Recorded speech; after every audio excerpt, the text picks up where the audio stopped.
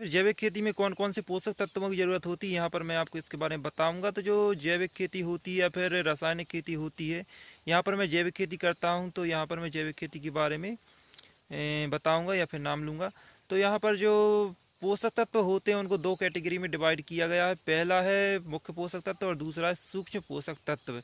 तो जो मुख्य पोषक तत्व होते हैं उसमें आता है नाइट्रोजन, फास्फोरस और पोटेशियम। वहीं अगर हम सूक्ष्म पोषक तत्व की बात करें तो इसमें कैल्शियम, सोडियम, मैग्नीशियम, इनको हम गौण पोषक तत्व भी कह सकते हैं या फिर इसको हम सूक्ष्म पोषक तत्व में भी शामिल कर सकते हैं। लेकिन जो मेन सूक्ष्म पोषक तत्व होते हैं वह है कैल्शियम, सोडियम, मैग्नीशियम के बाद iron, zinc, manganese, boron, copper और एल्युमिनियम होते हैं।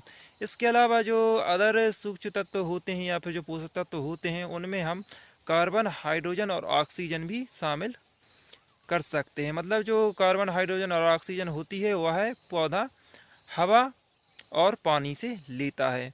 तो यहाँ पर अगर हम खेती में ओवरऑल तत्वों की, जो पोषक तत्व होते हैं उनकी बात करें तो कुल 14 से 15 पोषक तत्वों की आवश्यकता होती है, जिसमें नाइट्रोजन, फास्फोरस, पोटेशियम मुख्य तत्व होते हैं और इसके अलावा calcium, sodium, magnesium, iron, zinc, manganese, boron, copper, aluminium और कार्बन, हाइड्रोजन और ऑक्सीजन, यह सभी सूक्ष्म पोषक तत्व होते हैं जो कि पौधे को बहुत ही सूक्ष्म मात्रा में आवश्यकता होती है। तो मैंने अब इस वीडियो में आपको बता दिया कि आखिर जो जैविक खेती के लिए जिन तत्वों की आवश्यकता होती है वह क्या क्या होते हैं, और इसी तरह रसायन में भी इन्हीं तत्वों की आवश्यकता होती है। लेकिन जैविक खेती में इनकी जो आवश्यकता की पूर्ति है, जो पौधा को आवश्यकता रहती है उसको अलग तरीके से पूरा किया जाता है। मतलब वर्मी कंपोस्ट और जो बेस्ट डिकम्पोजर और जो मटका खाद होती है उनसे मैं इन सभी की पूर्ति करता हूँ, इन सभी तत्वों की पूर्ति की जाती है। और वहीं अगर हम रासायन खेती में बात करें तो यूरिया, डीएपी, पोटास, इससे इन सभी तत्वों की पूर्ति की जाती है। मतलब जो नाइट्रोजन, फास्फोरस और पोटेशियम की पूर्ति होती है वो यूरिया, डीएपी तथा पोटास से होती है।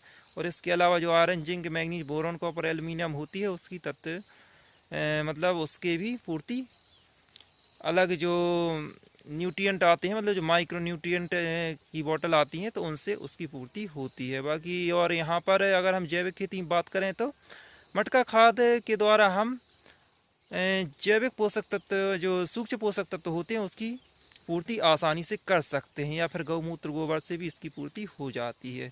तो मैंने अब इस वीडियो में आपको बेसिक जानकारी दे दी है कि आखिर जो सूक्ष्म पोषक तत्व और जो मुख्य पोषक तत्व होते हैं उनको कौन कौन से होते हैं।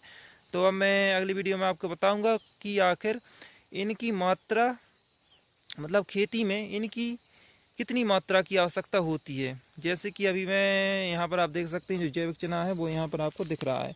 तो इसमें मैंने पूर्णतः अभी जो घर में बनाया हुआ है, जो उत्पाद मैंने बनाए हुए हैं जैसे कि बेस्ट डिकम्पोजर हुआ या फिर जीवामृत हुआ, तो उनके द्वारा मैंने सभी पोषक तत्वों की पूर्ति की है। तो यहाँ पर मैं अगली वीडियो में बताऊंगा कि आखिर जो मैंने जो उत्पाद तैयार किए हैं, जो जीवामृत या फिर जो बेस्ट डिकम्पोजर, मतलब जो 20 रुपये की डिब्बी आती है, तो उसको कैसे यूज किया है मैंने इस जैविक खेती में। तो अब मिलते हैं अगली वीडियो में, तब तक के लिए गुड बाय।